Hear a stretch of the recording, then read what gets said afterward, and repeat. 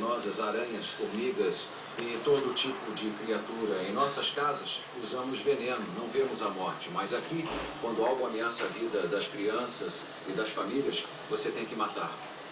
Pelo menos eles vão aproveitar tudo da cobra. Eles vão tirar a gordura da cobra, que é muito importante para eles, e usam a pele como decoração. Continuamos em nossa caminhada pela floresta para recolher os elementos necessários para fazer arcos e flechas. A sobrevivência aqui é um exercício diário, seja fugindo de cobras, coletando comida ou fazendo ferramentas. Mesmo assim, a verdade é que eles estão perto da civilização. É uma justa posição extrema de modos de vida. Eu estou pegando tudo o que posso, fazendo arcos e flechas. Em todo o mundo, o processo de fabricação de arcos e flechas não pode ser apressado. Gastam-se horas, dias e até mesmo semanas aperfeiçoando as ferramentas necessárias para viver na floresta.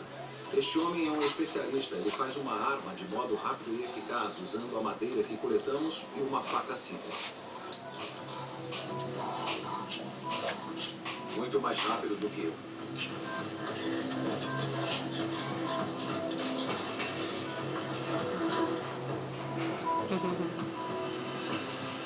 Todas as tribos do mundo que eu vi, que usam um arco e flecha, usam a mesma técnica. Ela tem que ser esculpida. Tá vendo? Não dê snacks para seu cachorro, senão ele vai ficar doido assim.